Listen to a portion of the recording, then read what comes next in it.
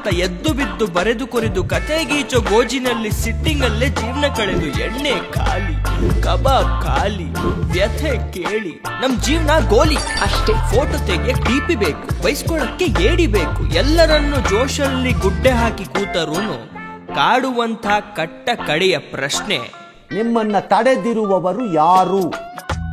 ಕಾಸಲ್ಲಿಂದ ತರೋದು ನಿಮ್ಮ ಸಿನಿಮಾಗೆ, ಕಾಸಲ್ಲಿಂದ ತರೋದು.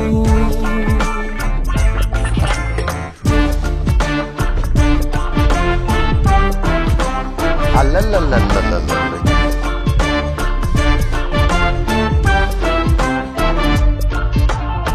ಸಾಧ್ಯ ಇಲ್ಲ.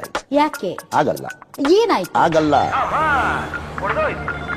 ಒಂದ್ ನಿಮಿಷ ಮುಂಚೆ ಈ ಬಾಟ್ಲಿ ಇತ್ತ, ಈಗ ಹೊಡೆದೋಯ್ ಅಷ್ಟೇ. ನಮ್ ಜೀವನ ಕಳೆದೋ ಜೀವನಕ್ಕೆ ಯಾವತ್ತು ಯೋಚನೆ ಮಾಡ್ಬಾರ್ದು. ಕುರ್ತಿ ಏನ್ ಮಾಡ, ಕೃಷ್ಣ ಏನ್ ಮಾಡ್ದ, ಎಲ್ರೂ ಅಷ್ಟೇ. ಬೇರೆ ಭಾಷೆ ಸಿನಿಮಾಗಿತ್ತು ಮುಂಚೆ ಜನ ಜಂಗುಳಿ, ಈಗಂತೂ ದೇಶದಲ್ಲಿ ಕನ್ನಡದೇ ಹಾವಳಿ.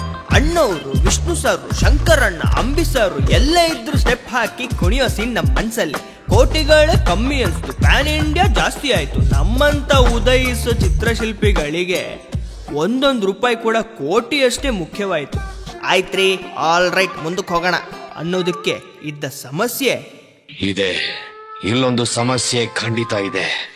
ಕಥೆ ಕೇಳೋ ಪ್ರೊಡ್ಯೂಸರ್ಸು ನಮ್ಮ ಕತೆ ತಿರ್ಚೋರು, song, fight, rain, dance, item number ಕೇಳೋರು.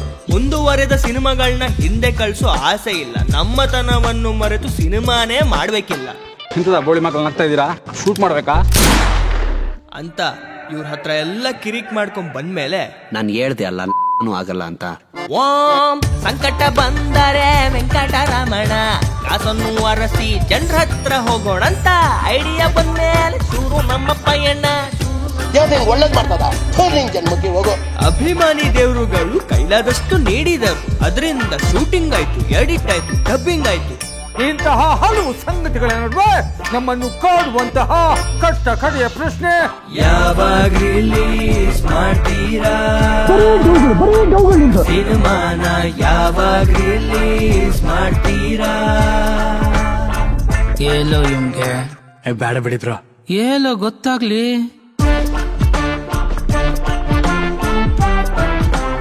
ಅಲ್ಲಲ್ಲಲ್ಲ